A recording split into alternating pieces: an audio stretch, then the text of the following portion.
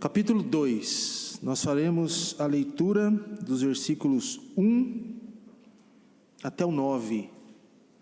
Ageu 2, de 1 ao 9. Coloquemos-nos em pé, irmãos, por favor, para fazermos a leitura.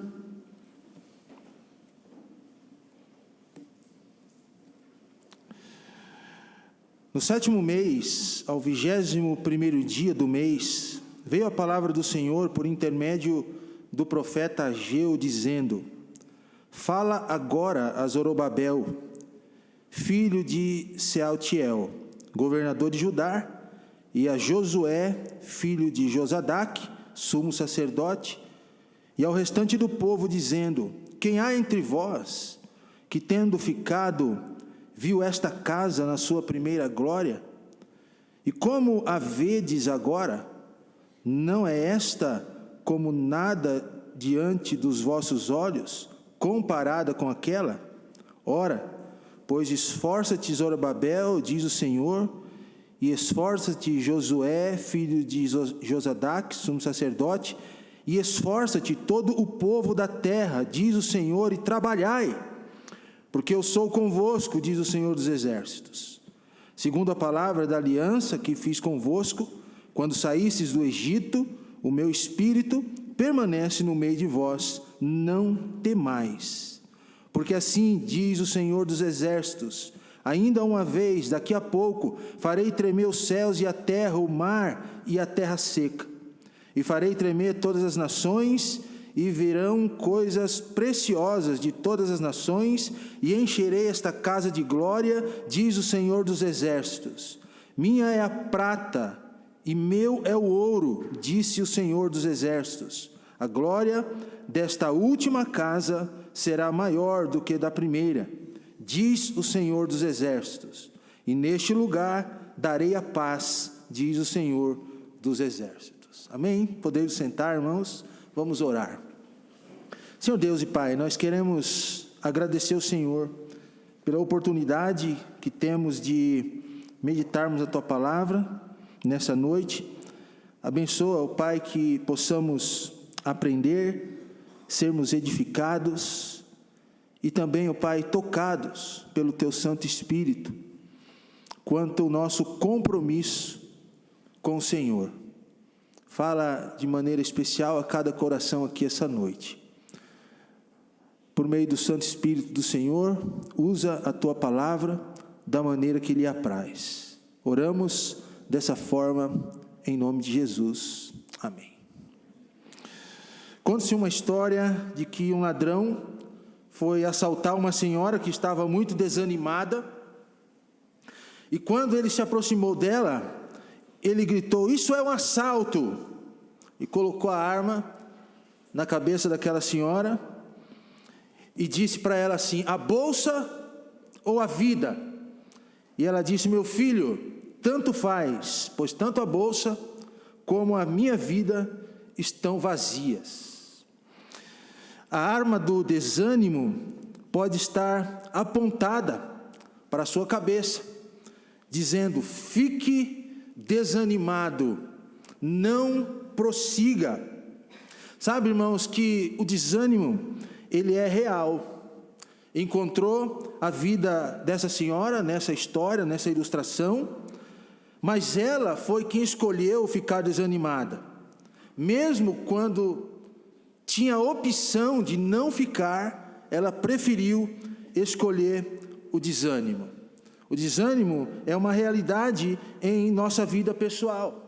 O desânimo é uma realidade no trabalho que prestamos para com o Senhor. O povo aqui em Ageu, em especial no capítulo 2, corria o risco de ficarem desanimados, de serem acometidos por essa arma do desânimo. E realmente isso aconteceu. Ageu é o autor desse livro e nos conta como foi reconstruir o templo do Senhor.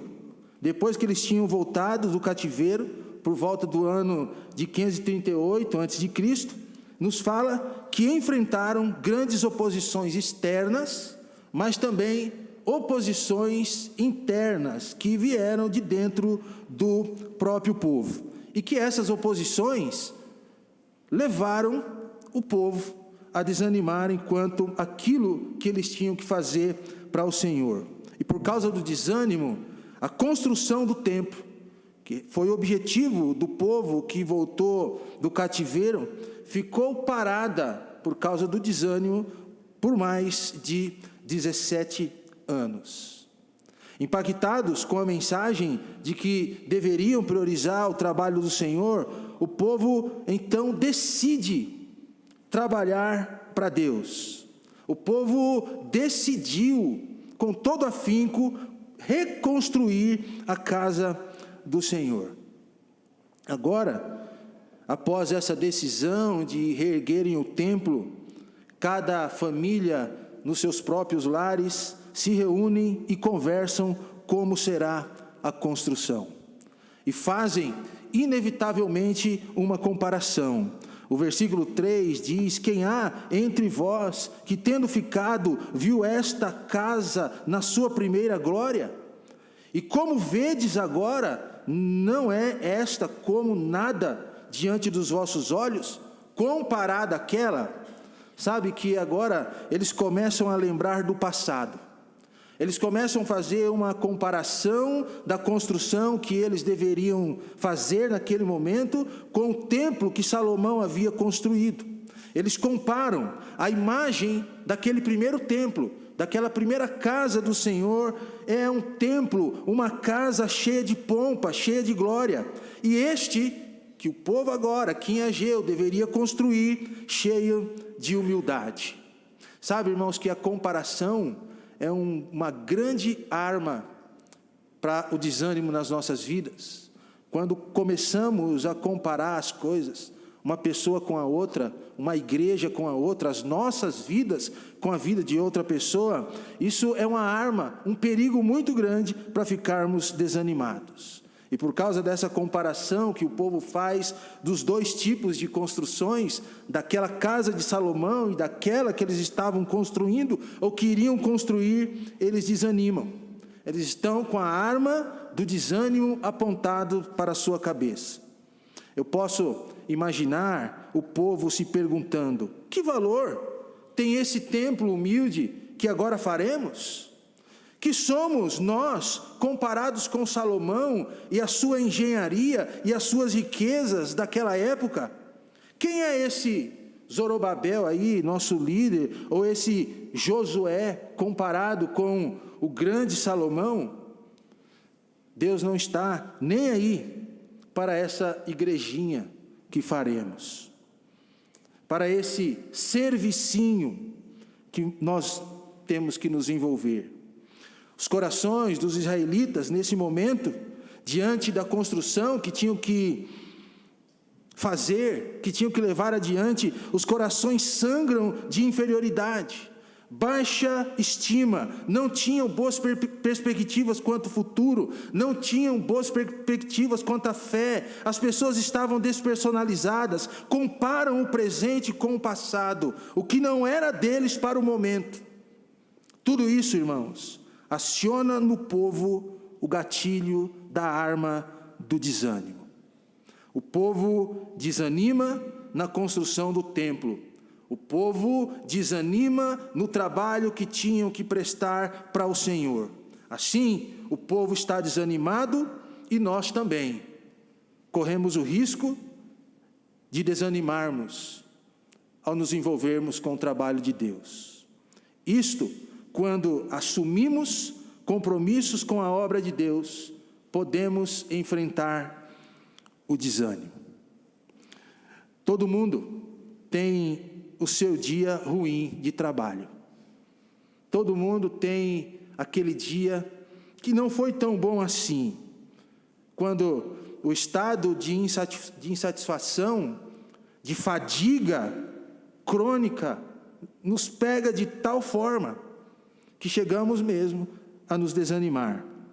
Algo que antes parecia simples, servir ao Senhor, lá no início da nossa vida cristã, quando vem o desânimo, se torna um fardo.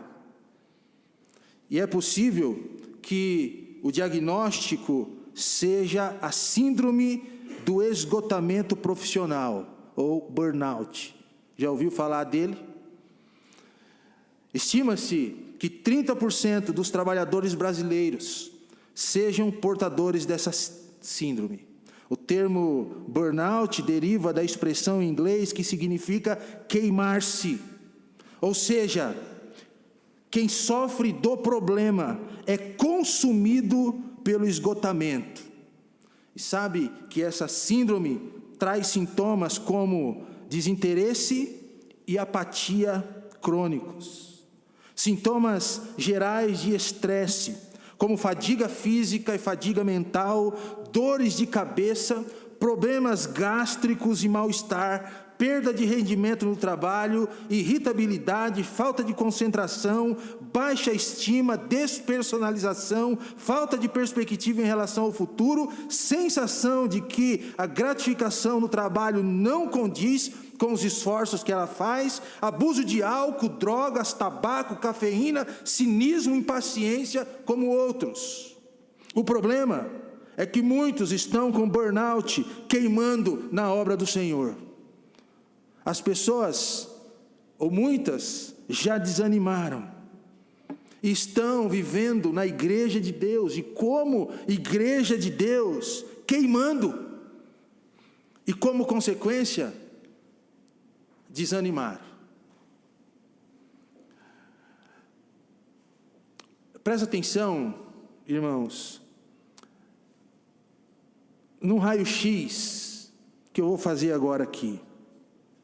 Uma análise, olhando para a minha própria vida e talvez você olhando para a sua vida.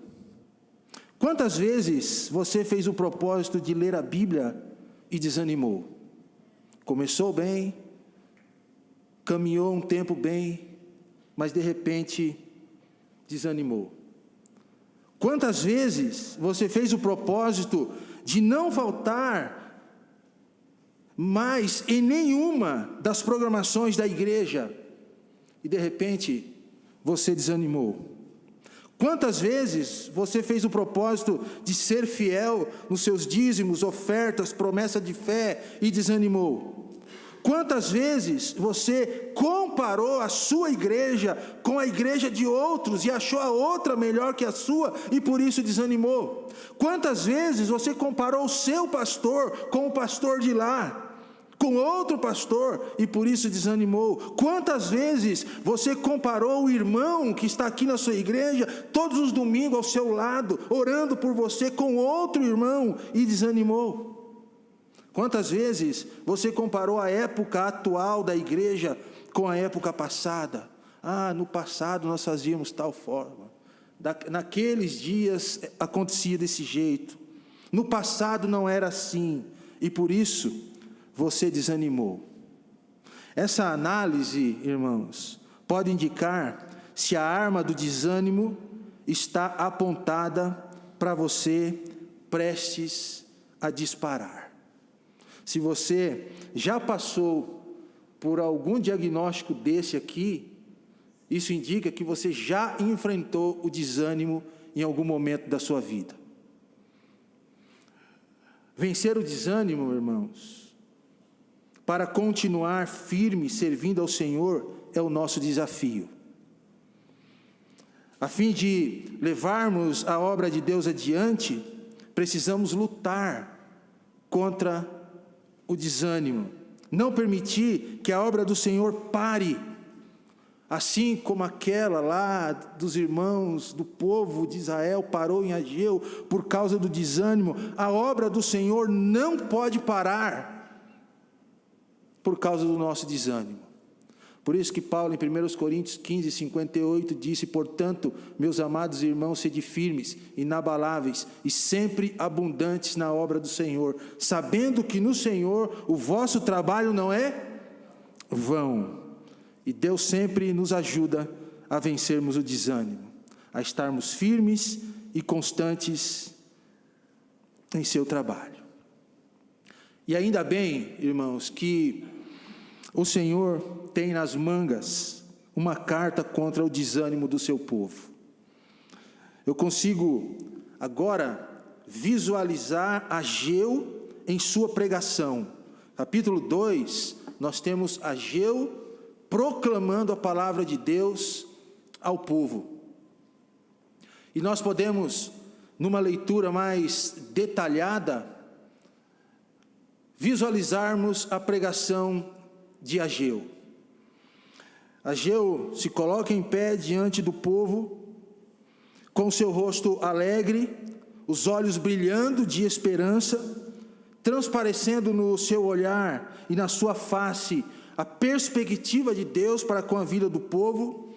Consigo ver Ageu lacrimejando nos olhos, por compreender e ver as promessas de Deus vindo ao povo do Senhor.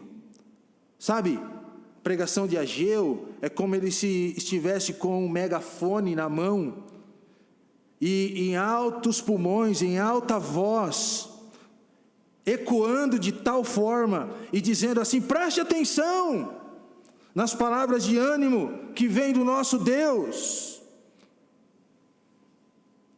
Era 17 de outubro que esse templo começa a ser reconstruído. A mesma data que Salomão consagrou o primeiro templo.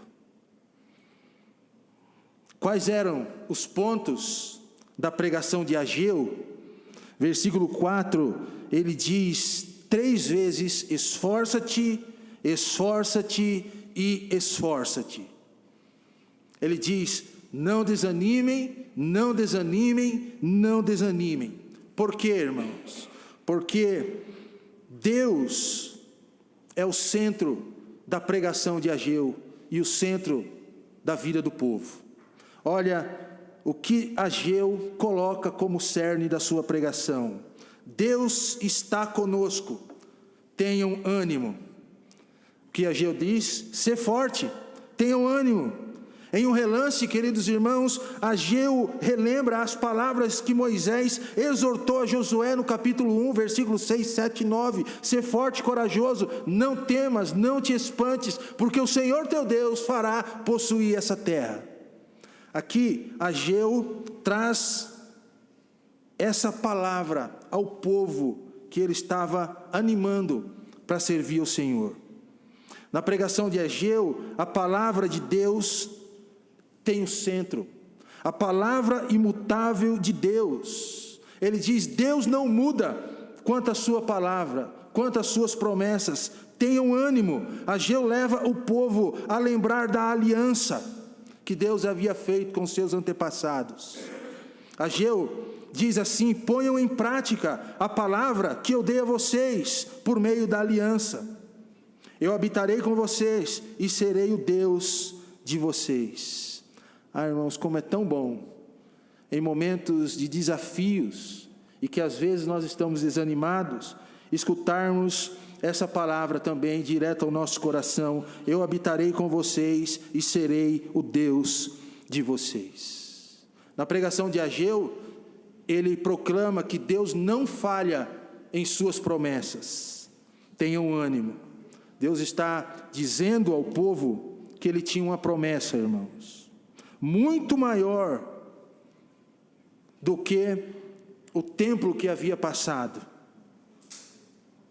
E ainda, Deus irá nos dar sua provisão. É o foco da pregação de Ageu. Tenham ânimo. Quando nós entendemos que Deus provê todas as coisas, o que acontece conosco? Ficamos animados. Deus é o dono do ouro e da prata. Lemos isso no texto, sim ou não, irmãos? Eu sou o dono do ouro e da prata. Apesar de serem um povo humilde, Deus dará o suprimento para a construção do templo. E Deus deu. Deus não deixou faltar nada. Ainda na sua proclamação, Ageu diz que Deus irá santificar as nossas vidas, a vida do povo. Tenham ânimo. E assim, Deus nos fortalece para o trabalho. Tenham ânimo. Ao ir concluindo a sua pregação, Ageu e os outros líderes agora estão animados juntamente com o povo, porque o que anima o povo para servir o Senhor de todo o seu coração, de toda a sua alma, é a palavra de Deus, são as exortações do Senhor. E o que me chama a atenção, irmãos, na pregação de Ageu, no capítulo 2, é que em toda a sua pregação, Deus é o centro. Diferentemente de muitas pregações que nós vemos hoje, cujo homem é o centro, aonde muitos pregadores estão dizendo, você deve fazer, você tem que fazer, você tem a obrigação de cumprir tal coisa. Ageu diz assim: Deus fará por nós, Deus nos fortalecerá, Deus irá santificar, Deus irá nos dar, a sua palavra é o nosso guia, a força vem dele. O que nós precisamos, queridos, para renovar as nossas forças e o nosso ânimo no serviço do Senhor, é uma dieta agradável junto à palavra de Deus. São os nossos ouvidos atentos à pregação da palavra, são as leituras diárias em contato direto com o Senhor, como Deus sendo o centro da nossa vida, da nossa igreja e da pregação. Nós estamos cansados, queridos, de ouvirmos pregações humanísticas, onde o homem é o protagonista da pregação e Deus está de fora. Deve ser o contrário, Deus deve ser o protagonista da pregação. Ele é quem faz todas as coisas, Ele é quem empurra a sua obra para frente. Nós somos apenas instrumentos usados pelo Senhor, mas a força, o ânimo vem dEle, vem do Senhor. Ao concluir a sua pregação, Ageu finca no coração do povo a sua lição. As promessas do nosso Deus nos animam a reconstruir o templo. Ageu nos apresenta indiretamente aqui, irmãos, no seu livro, Jesus como renovo da justiça. Jesus como o sol da justiça. Jesus é aquele que nos dá ânimo para continuarmos servindo mais e melhor. Jesus é aquele que nos renova para nos envolvermos no trabalho do Senhor. Jesus sofreu na cruz perseverantemente, não só para nos salvar, mas para nos salvar e nos fortalecer no seu serviço. Jesus morreu na cruz para nos ajudar a perseverarmos na sua obra e, animados, continuarmos a servi-lo. Se você está desanimado na sua vida com a igreja ou na sua própria vida individualmente, procure estar mais perto de Jesus. Jesus deve ser o centro da sua vida. Ele é o caminho, a verdade e a vida, não só para a sua salvação, mas também para o seu fortalecimento, para o seu ânimo e para te ajudar a caminhar no seu dia a dia, no serviço com o Senhor. Para que a arma do desânimo não acerte o nosso coração, nos afastando do trabalho do Senhor, do trabalho da igreja, nós precisamos atentar para as armas de Deus contra o desânimo. Presta atenção nessa história. Havia numa pequena cidade um homem chamado Zé Muxoxo. O nome dele já é interessante, né? Zé Muxoxo era uma figura folclórica, conhecido por todos pelo seu desânimo. Suas reclamações eram constantes, seu pessimismo e sua crônica falta de energia era muito grande. Ele vivia desalentado com a vida, sempre achando tudo muito custoso, tudo muito difícil. Por fim, ele decidiu que seria melhor e mais fácil morrer do que continuar vivendo. O Zé Muxoxo, ele entrou no caixão e pediu que o levasse para o cemitério. A cidadezinha parou para assistir a um enterro tão inusitado. Logo, formou-se um grande cortejo atrás do defunto vivo. uns penalizados, outros revoltados e a maioria simplesmente curiosa. Um conhecido seu, avisado daquele absurdo, correu ao seu encontro e pediu aos que levavam o caixão que parassem. Olhando para o amigo no caixão, disse assim: Zé, não faça isso. Não faça isso. Tanta gente querendo viver, Zé, e você querendo morrer. Tanta gente querendo viver e você se esforçando para morrer, desistindo da vida assim, Zé. Tira essa ideia louca da sua cabeça, rapaz. O homem abriu a tampa do caixão e retrucou: não adianta. Não adianta, eu não quero mais viver. Estou cansado de ter que lutar para sustentar minha casa, minha família, de ter que trabalhar para ganhar minha comida. Eu desisto. Não seja por isso, Zé, tornou o amigo, querendo animá-lo. Olhe, eu dou 200 quilos de feijão para você e de graça. Você vai comer feijão o tempo todo. Tão cedo você não vai nem precisar trabalhar para se manter. Zé Muxoxo revirou dentro do caixão, meio que bravo, coçou o queixo, pensou, refletiu e depois perguntou: mas o feijão vem na vagem ou sem vagem? Com vagem, ora essa. O Zé fechou a tampa do caixão e gritou para os que carregavam: toca para o cemitério. Essa história, irmãos, pode ser engraçado, vocês deram risada, mas nós nos tornamos assim quando nos entregamos ao desânimo, derrotados, pessimistas, e desprezamos todas as ofertas de ajuda, e desprezamos muitas vezes as armas de Deus para não desanimarmos em seu trabalho também em nossas vidas.